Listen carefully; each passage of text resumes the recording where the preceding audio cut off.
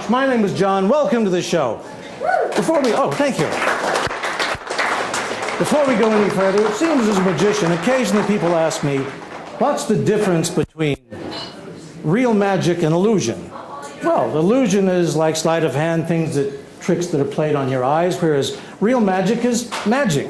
Take, for example, the classic effect, the cut and restored rope. If it were really magic, you wouldn't need a bunch of tricky moves and sleight of hand. You just have 2 ropes 1 minute and 1 the next. Thank you. Would you have a look at that, my friend? Be sure it's a solid piece of rope. No snaps, magnets, trapdoors, threads, mirrors. It's solid. That, ladies and gentlemen, is magic. Thank you. Now for the trick version of the cut and restored rope, where I take a rope, a pair of scissors. I have a trick. Michelle. Ladies and gentlemen, this is my wife, Michelle. Hi. What do you mean you have a trick? You're the assistant. Don't you remember? You told me you'd let me do my own trick in the show tonight. You promised. Is this really what you're wearing? What? That's what they're wearing in Las Vegas. That's what who was wearing in Las Vegas? You know, show people. Don't you like it? It's a little bit feathery. Oh, you just don't know anything. Can I do my trick now or not? Okay, what's your trick? I need to borrow your handkerchief. And your scissors. I'm going to cut a small hole in your handkerchief.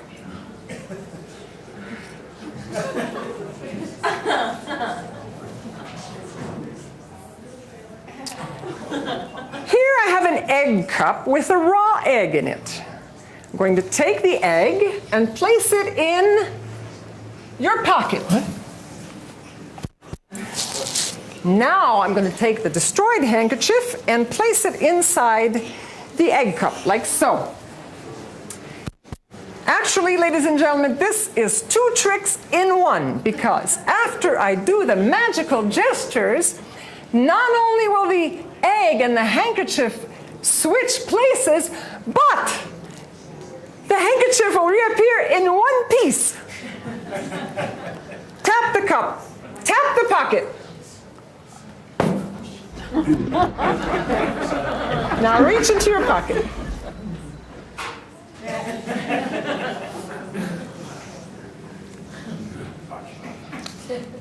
Handkerchief.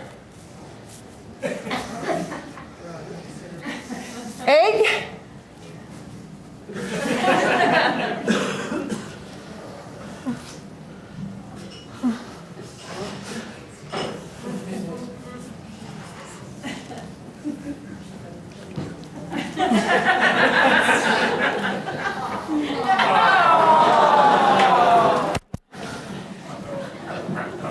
The cut and restored rope, in which I take a rope, a pair of scissors. I have another trick. Okay, what is it this time? I have another trick. What is it this time? I need to borrow your watch. Hold this tray. Here I have a magic bag, an empty magic bag. I'm going to take your watch and place it inside the bag.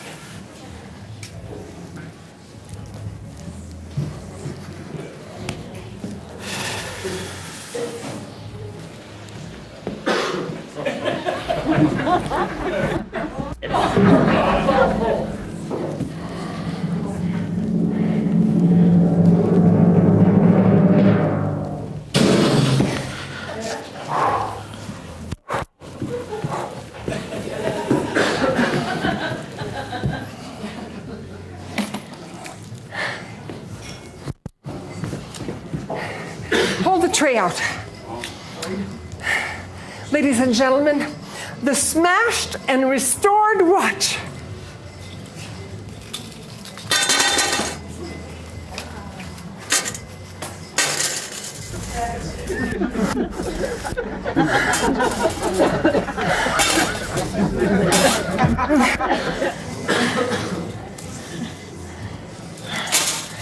I hope that wasn't a brand new watch. Oh no, it wasn't new at all. It's been in my family for 150 years. that one. Sorry. The cut and restored rope, in which I take a rope, a pair of scissors. I have another trick, one more. Comes the ostrich again. What is it this time? I need your piece of rope. Well, I'm using this piece of rope. You can't have this. Oh. Here's one. What? Michelle, don't. What are you doing?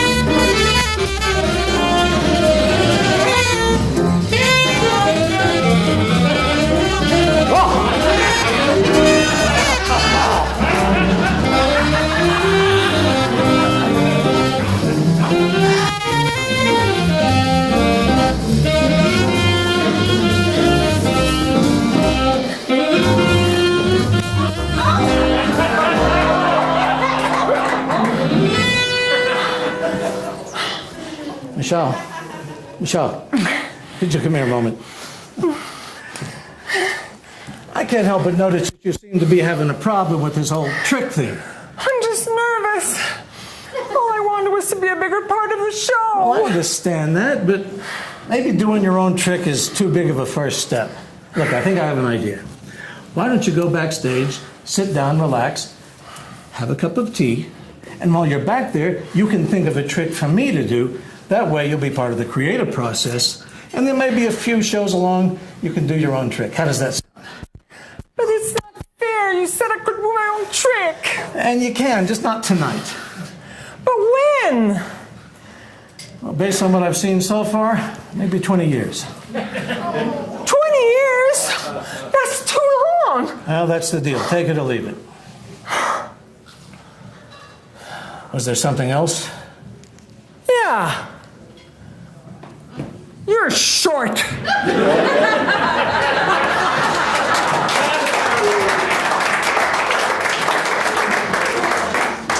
Well, I can't do the cut and restored rope now because she took the other rope.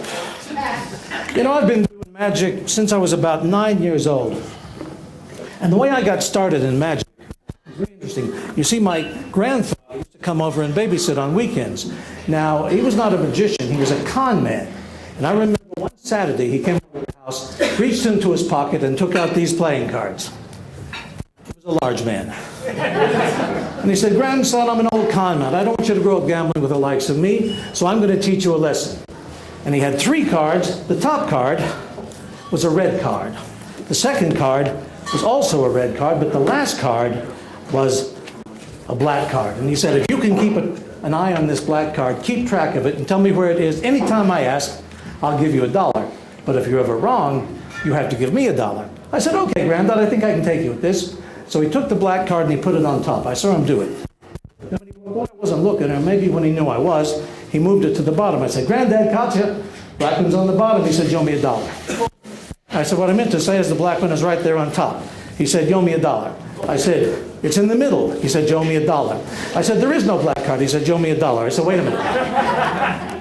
If there's only one black card, as you say, and it's on the bottom, it can't very well be that top card, can it?" He said, "You may be right, but to be safe, you owe me $1." I said, "It can't be in the middle." He said, "You owe me $1." I said, "You're using 5 or 6 cards." He said, "You owe me $1." I said, "Wait a minute.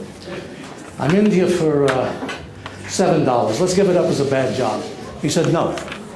You are my favorite grandson, and I'm going to give you a chance, double or nothing. Besides which, I shall show you 1 red card and 1 black card." He said, "If you can guess the color of this last card, you will owe me nothing. But if you're wrong, you'll owe me $14. I said, "Okay, Granddad, knowing you was probably red and black both." And he smiled at me. And he got this grandfatherly twinkle in his eye, and he said, "Grandson, you owe me $14. Thank you.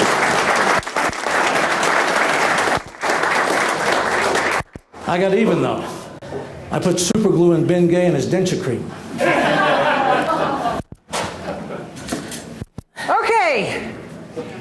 I made a trick. What? I made a trick. What kind of tea have you been drinking? Chivas Regal? Where did you get Chivas Regal? In your case backstage. In my case? No, not. You didn't take it from the $600 bottle of scotch. Oh, I doubt that. It was an old bottle. How old? I don't know, like 25 years? Okay, what's your trick? I'm going to control your actions with my mind. Really? You can't even control your actions with your mind. Just trust me. First, the blindfold.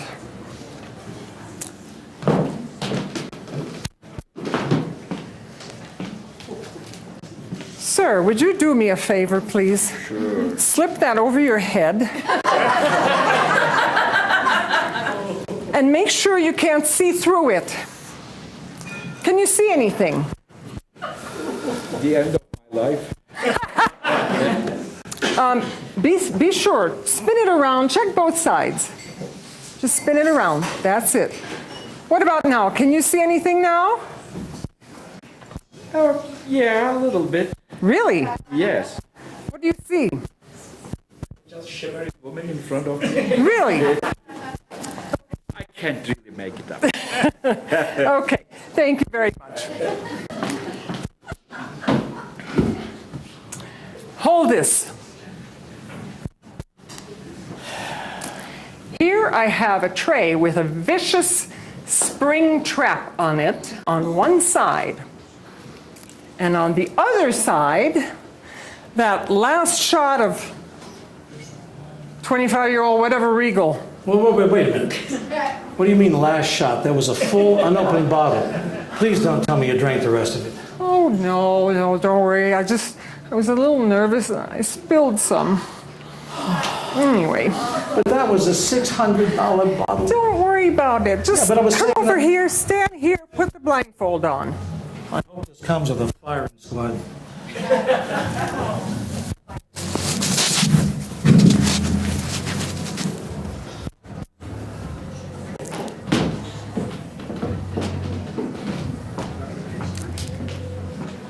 Sir, what I'd like you to do in a moment, and without saying anything out loud, I would like for you to point to your right or to your left to indicate to me on which side you would like me to position the vicious spring trap. Once I've done that, I won't say another word, okay? So I'm not secretly giving John a signal. Once I've done that, after I've done it, call out to John, ready, okay? Go ahead and point.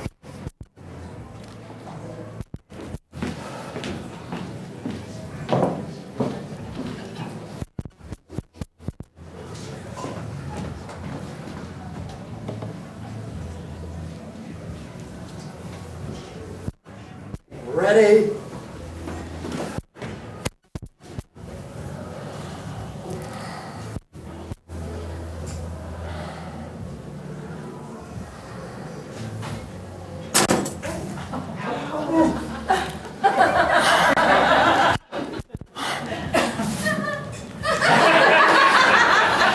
What happened? You were supposed to be concentrating. My mind wandered a bit. You think it'll ever come back? I started thinking about the cute pair of shoes I saw in Miami last week. Does it hurt? I feel really bad. Maybe that whiskey would help.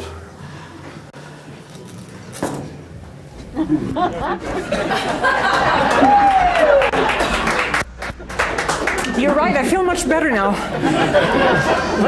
I mean, What? never mind. Go think of something else.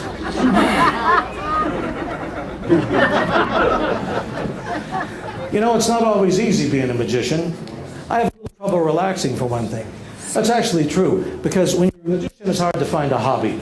A lot of people use magic as a hobby, but if you do it for a living, it's work. So I had to come up with another hobby. I chose flying. And I brought my latest project here with me tonight, and maybe run into a little bit of a snag with it here. I don't know. I think I might be able to figure it out. Maybe there's a do-it-yourselfer out there that can show me what's going wrong. But here's the thing. This is the faucet from the master bath at my house. On the other side of the wall is the faucet for the guest bath. Now, we all know if you want to fill up the sink, you put the stopper down, turn the water on, it fills up. When you want to let the water out, you pull up on the knob, the stopper comes up, and the water drains. Here's the problem. This stopper is connected to this knob, but this stopper is connected to this knob, which is connected to this stopper, connected to that knob, to that stopper, to this knob, to this stopper, to that knob, to that stopper, to this knob, to this knob. I'm going to run through that again because I'm confused. This stopper is connected to that stopper, and then this stopper is connected to that knob, connected to this stopper, to that knob, and this one connected to that, and this one to this. And now, of course, if you want to put both stoppers down in the sink at the same time, you can do that. If you want to put them both in the bathtub at the same time, you can do that, but you can't bring them up at the same time. So I thought, well, maybe when they were installing the plumbing, they got confused and ran the strings through the pipes. But apparently, no. In fact, the only thing I know for certain is that for some strange reason, this stopper is connected to this knob, which is connected to that stopper, connected to this knob, to this stopper, to that knob, to that stopper, to this knob, to this stopper. And if I think about it too much, it drives me around the twist. I don't know. It's a mystery. Thank you. Thank you very kindly. You know, sometimes after a magic show, somebody will come around afterwards and ask if I might teach them how to do a magic trick. And it made me wonder, would everyone like to learn to do a magic trick tonight? Sure. Something you can make at home and show your friends? I got just the thing right here. Now first, you're going to have to go down to the store, get some poster board and some marking pens and make a playing card that has 1 spot on this side and 4 spots on this side. And 3 spots on this side, 6 spots on this side, but only 1 spot on this side. I'm going to do that again in case you're taking notes. 1 spot here, 4 here, 3 here, 6 here, and 1 here. Now for the secret, there are really 2 spots on this side of the card. If I cover 1 spot with my hand, it looks like only 1 spot. But if I cover the blank space, everyone thinks there's a spot here now, so it looks like 1, 2, 3, because that's the way a playing card is made out. Now, of course, it's the same thing on the other side, except instead of 4 spots, there are 5 spots. If I cover 1 spot with my hand, it looks like how many?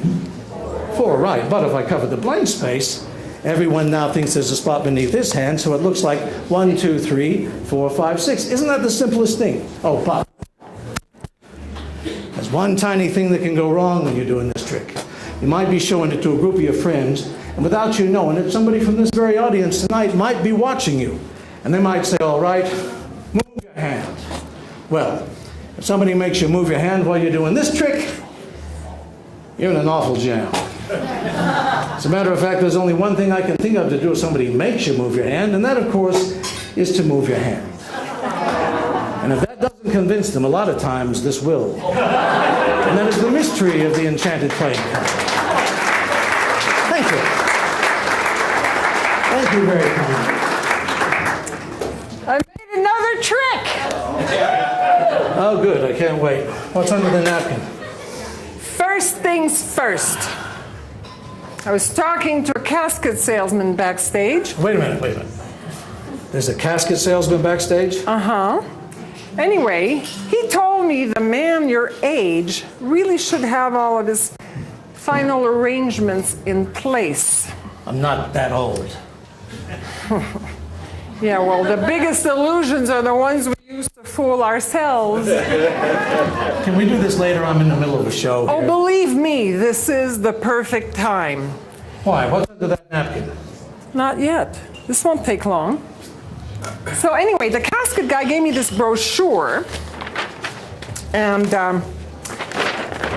you can get a solid mahogany casket, a mahogany canopy, and French silk drapes. It's $12,000. Sounds a little steep to me. Yeah, me too. You can get just the mahogany casket and the French silk drapes.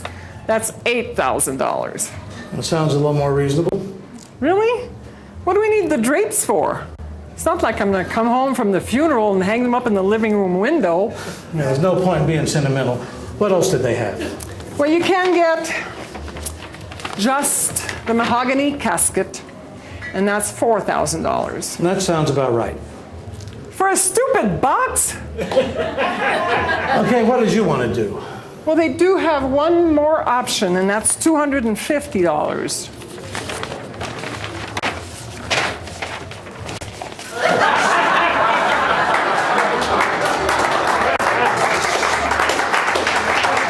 I don't want to talk about this right now. What's under the napkin?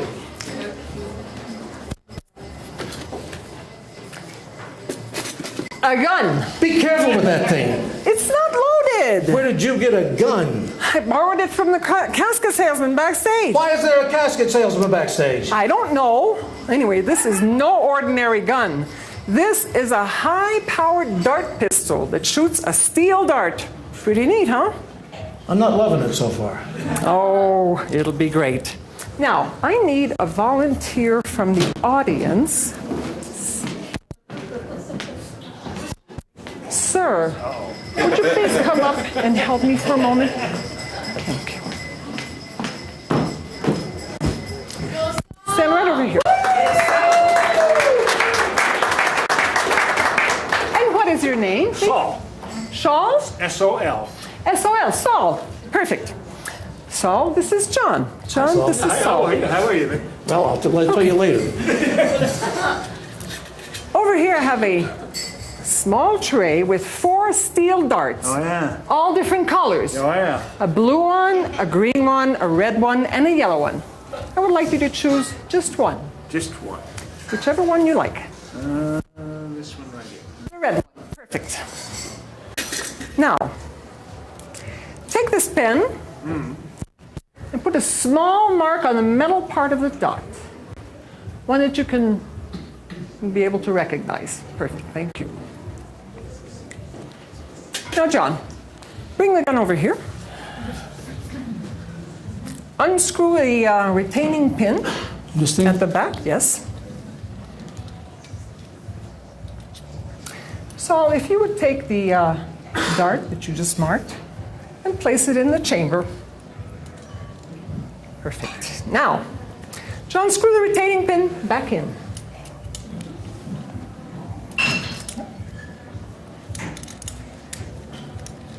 Excellent. Now give the gun to Saul. And John, go stand over there. Oh, do you have a balloon? Why would I have a balloon?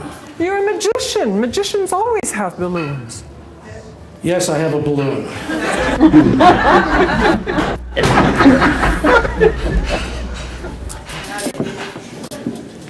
Oh, pretty, a silver one. Hold that in front of your face. That's it. In a moment, and on my signal, I don't like this. Saul will fire the gun, and John will catch the steel dart in his teeth. Excuse me? Trust me! It'll be fine. Okay, first, Saul, you must release the safety catch right there. Yeah, pull that straight up. Perfect. Now take careful aim at the balloon. Go ahead. Now, on the count of 3, and not a moment before, I want you to pull firmly on the trigger, okay? But not until I say 3, okay? Remember to pull hard. Okay, ready? 1, 2, 3.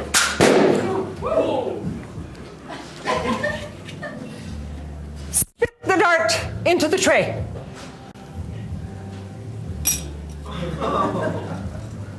So, is this the red dart that you selected and marked and loaded into the gun?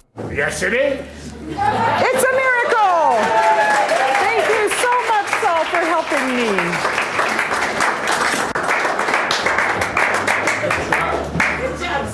Wasn't that great? I think I chipped a tooth. You didn't like it? It wasn't my favorite thing. Go think of something else. You're hard to please. Not too long ago, about a week ago, in fact, I was at the airport in the bookstore, and I was looking through the rack of books they had, and I found a book that I remembered from my childhood. It was The Adventures of Sherlock Holmes. Now, I remembered reading this probably 100 times if I read it once when I was a kid. But the more I thumbed through it, I thought, I practically have this thing memorized. And I looked through it even more and realized I do have this thing memorized. So I've arranged a little demonstration tonight. I'm going to just come out here in the audience. Oh, there's a young lady right there. Would you come up on stage? One pointing to herself saying no. Let's have a big round of applause. My new friend from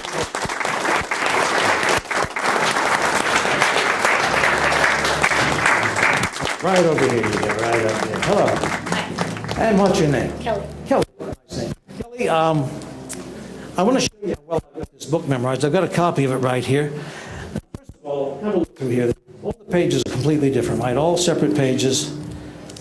Just a regular book, correct? Yes. Now, I'd like you to take that book and then turn around and face that way. Step right over here so everybody can see, right there. I'm going to turn and face the other way, and we'll stand back to back, shoulder blade to shoulder blade. The reason being that if we're shoulder blade to shoulder blade and I try to turn and see over your shoulder, you can feel me moving and you'll catch me. So now thumb through the book to any page you like. You got one? I do. Are you happy with that page? I am. All right. Now, stare at that page, because I'm going to try to remember what... First of all, what page did you choose? Which one?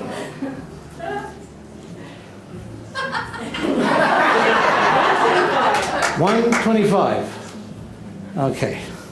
125. I'm trying to just remember what that page looked like. Get a little image of it in my mind here. 125, you say? Oh, I remember that page now. Yeah, it was a great page. That one had about 4 paragraphs. Does that sound about right? That's correct. But one of them was like a really short paragraph. Yes, it is. And that would be this second or third. Second paragraph was a really short one. Yes. And it was something like, I am following you closely, I said, or I answered, right? Correct. Now, the last word on the page, which is continuing on the next page, is he. Correct?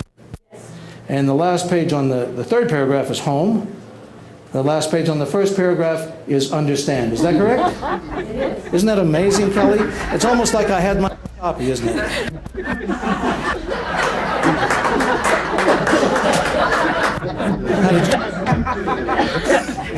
Actually, my book's a little different from yours. You see, mine's blank. Look there, Kelly. All there's no double pages. Is there one page after another, all blank, One correct? after another blank. I guess it's a good thing I had it memorized. A big round of applause for Kelly. Thank you so much, my dear, for helping me. I love that book. I have another trick. Okay, that's our sword from the sword cabinet, which we're not doing in this show. Oh, I know. You're going to swallow it. What? Yeah. I don't know anything about swallowing swords. Oh, it's easy. All you have to do is tilt your head back and now put your throat into a straight line like this. And then all you have to do is drop the blade straight down. Anybody could do it. Oh, good. Well, if anybody could do it, you do it.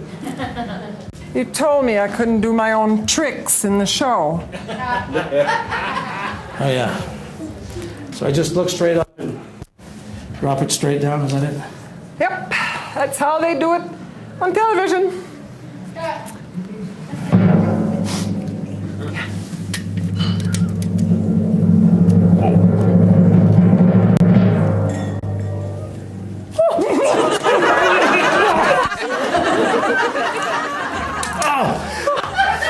What are you trying to do, kill me? I stumbled. Don't make a big deal out of everything. Look, go think of something else.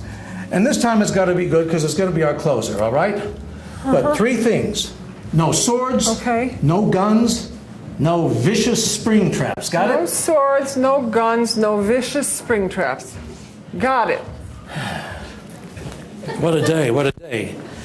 Actually, it started out kind of rough. I was getting ready for the show this afternoon. I was getting my tuxedo out of the closet, and I got all tangled up in the coat hangers. And I thought perhaps this happens to some of you folks sometimes, so I decided to take a moment and try to figure out what's going on. And I think I discovered something, so I brought some hangers with me tonight to show you what I learned.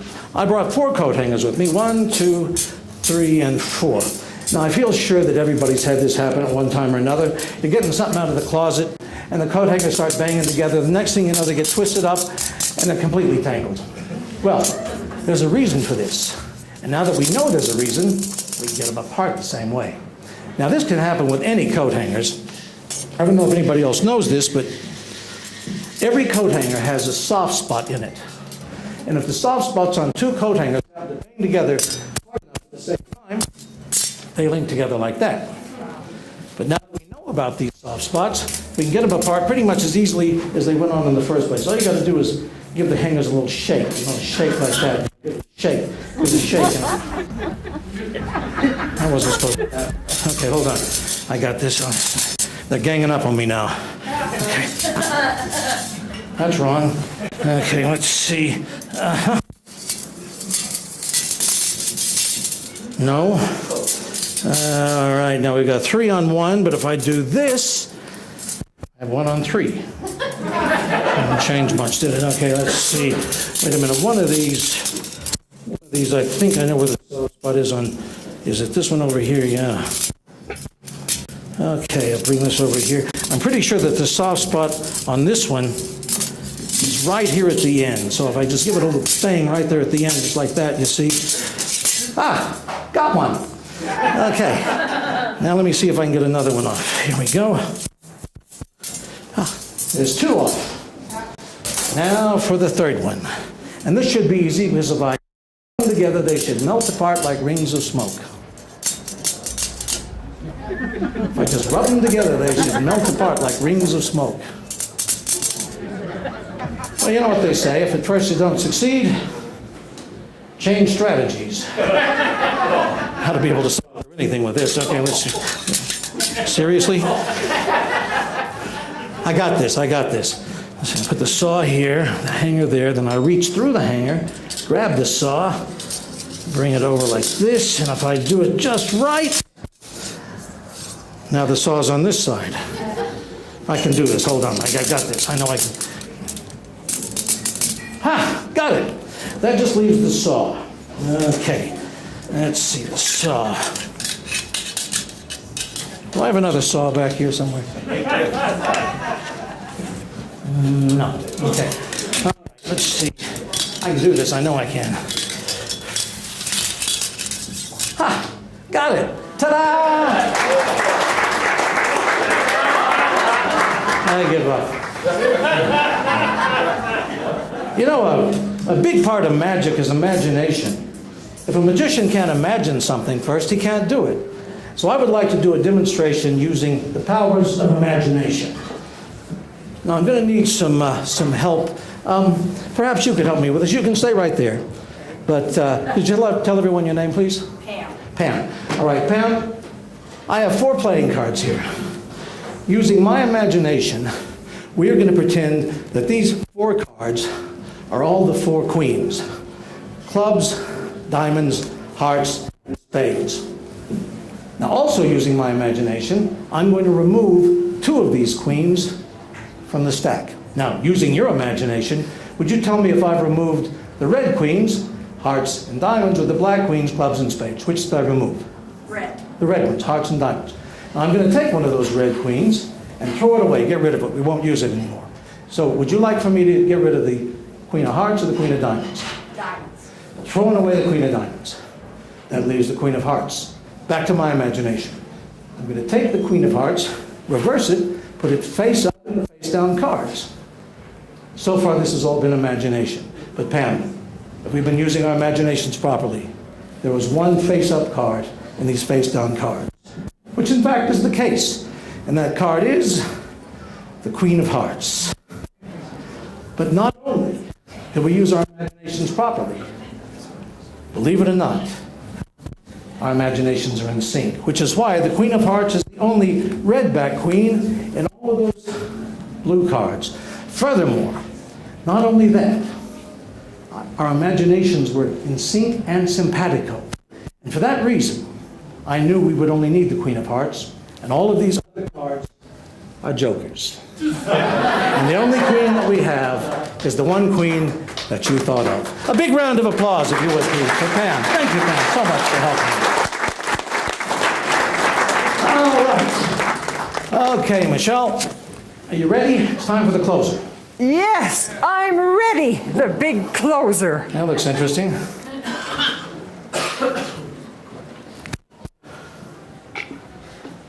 Why is there a coat hanger hanging from your coat? It's a long story. You know that's not how you're supposed to use a coat hanger, don't you? Yes, I do. Where are your scissors? Oh yeah, I'm here, let's fix this. What are you going to do? There you go. Oh, that's much better. Okay, what's under the bags? Well, there's nothing under 3 of them, but under the 4th one is a broken beer bottle I found in the trash backstage. Classy, very classy. That's pretty good. I didn't think of that broken glass. Okay, what do we do? Well, I'm going to cover up the bottle so that it looks like the other 3 bags. And then I'm going to spin the tray so no one knows where the broken bottle is. And just to be safe, 1 spin this way. All right, now I'm going to take the bags and put them over here on this 2x4. Okay, I think I know where you're going with this.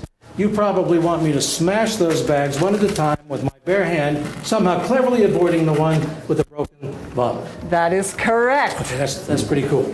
How do I know which bag has the broken bottle under it? Well, you see, it doesn't matter because you don't choose the bags.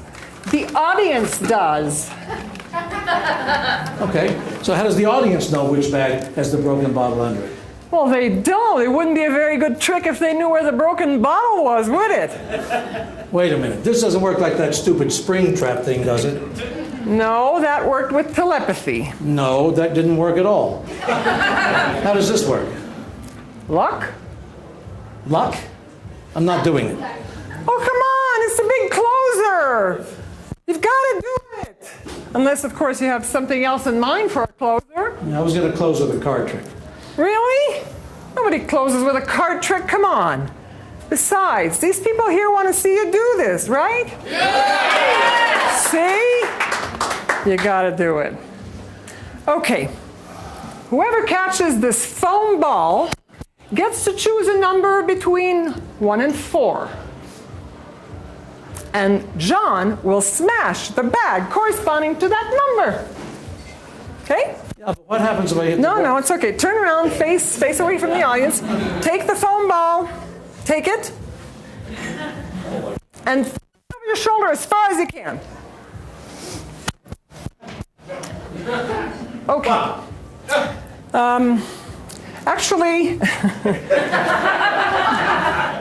see, as I was saying, whoever catches the foam ball gets to choose a number between 1 and 4. So choose a number between 1 and 4, sir, if you would. 1. Which one? 1.1. Number 1? Did you say number 1? Okay, let's go 2. 2? Yeah. Okay, 2. John, smash bag number 2. What if there's a broken... Everyone's waiting, come on. Which one's 2? Okay.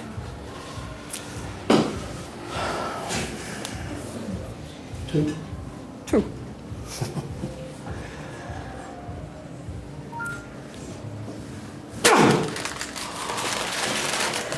Now, sir, if you would throw the ball to another part of the room, anywhere at all. I believe it's a lady under the light. Could you call out one of the remaining numbers, 1, 3, or 4? Number 1. Number 1? Very well. John, smash bag number 1.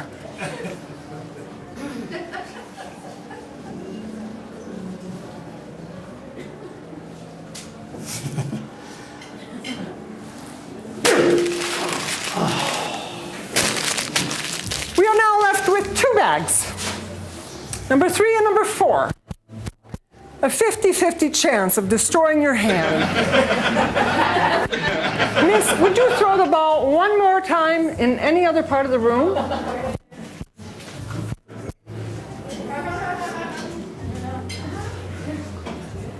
The ball has disappeared. It's pretty big and it's red.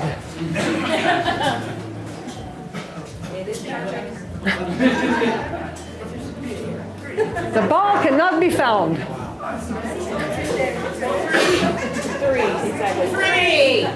Three. Oh yes, you found the ball. Okay. So, would you please call out one of the two remaining numbers, number 3 or number 4? Number 4. I'm sorry, did you say 4? 4. You said number 4. You chose number 4. You would like John to smash bag number 4. Is that correct? You can change your mind. It's entirely up to you. What's it going to be? 4? Number 3. You change your mind to 3? Is that your final answer? I'd like to phone a friend. Number 3 then. Very well. John. Smash bag number 3.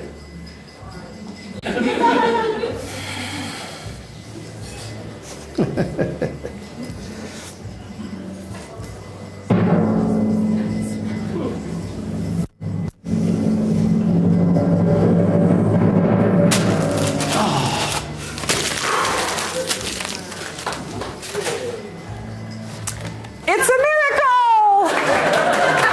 Let's hear it for John and the glass shards of death. Ladies and gentlemen, that's our show. But before we go, could we have another big round of applause for the beautiful Michelle?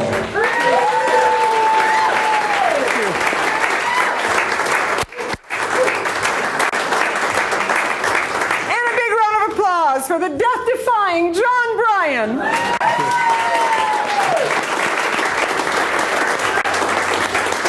Ladies and gentlemen, thank you.